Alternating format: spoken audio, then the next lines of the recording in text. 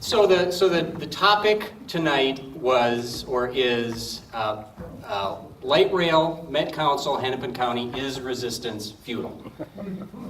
And the answer to that for me is an unequivocal no, it's not. And if it was, I probably wouldn't be.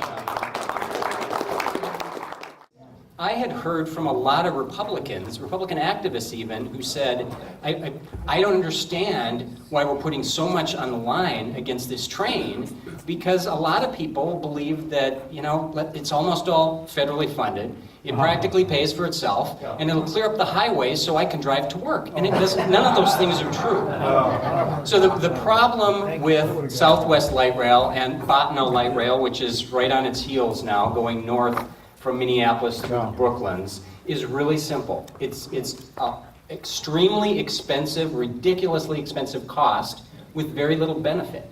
The cost-benefit analysis, the cost-benefit ratio is just terrible. You all know that it's going to cost almost $2 billion to build this thing. Yes. But the bigger news is that it will cost $25 to $30 million every single year to subsidize it, to cover the operating loss. And that's if it's successful. That's what they're predicting based upon numbers that are probably not very accurate, but we'll go with their numbers, $25 to $30 million a year just to subsidize the thing. And the benefit, wait, let me compare that cost to a highway. So the cost of Southwest is about $124 million per mile. The cost of your average highway is between $2 and $5 million per mile. So you're talking 26, 27, 28 times the amount to build the light rail, which carries a tiny, tiny fraction of the number of people. So cost benefit's terrible, but the benefit side is also important. Because honestly, if this thing were crazy expensive, but would clear up congestion, I may very well vote for it. But it won't. It doesn't do that. And no light rail in the history of the country has ever done that. And I asked the question over and over and over again about Southwest. How much traffic is it going to take off the roads in its area? And the answer, of course, always is, well, that's not what we're looking at. We're doing this for economic development and to help poor people, this, that, the other thing. In the end, if you look at any study on light rail, it takes about 2 to 3% of the traffic off the roads. So nobody will know the difference. But we're going to spend $2 billion to build it and $25 to $30 million a year to subsidize it. Now that subsidy for Southwest is about a 70% subsidy on each ride. So the rider, through their ticket, will pay about 30%, and we, the taxpayers, will pay the other 70%. And they call that fare box recovery, because it's what you recover in the fare box. That 30% fare box recovery is actually pretty on par with most light rail trains around the country. What they shoot for generally is 30 to 35%. And if you can get over 35% fare box recovery, then you are a major success. So the Hiawatha line, the one that runs out to the airport, we are constantly hearing about how that is maybe the biggest success we've ever seen in the history of transportation. That has a 37% fare box recovery, which is slightly better than average, but keep in mind, 63% of every ticket is being subsidized by taxpayers who will probably never ride that train. Now, compare that also to the North Star line. The North Star line is the commuter rail that goes out towards St. Cloud, stops a little short of St. Cloud. Guess what that fare box recovery is? 5%? 17%. Oh. Now, I have good news.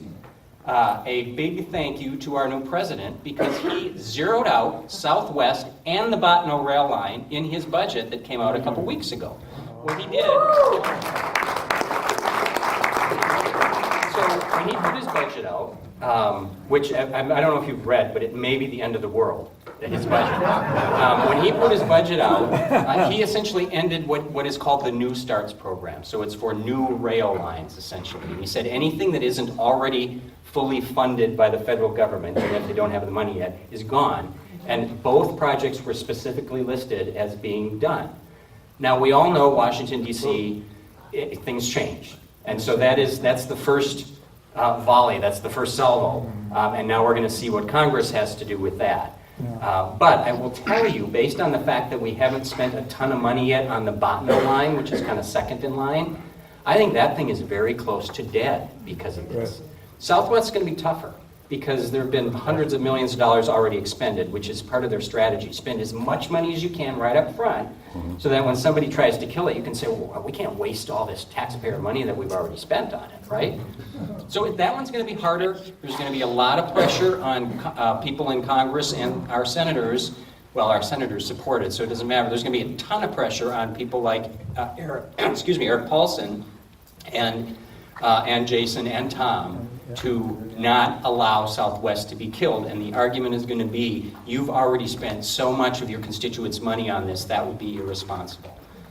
I would disagree with that, and I certainly have let my voice be known, as I think a lot of us have. But if you haven't, let your congressman know that you've got his back if he has to answer that question, because that one's going to be tough. So resistance is not futile, and in fact, I think that resistance is actually pretty promising for Bottineau, and it's possible for Southwest. So we got to keep the pressure on, and also support, people like Eric when he might have to take a pretty difficult vote that's going to make a lot of people mad.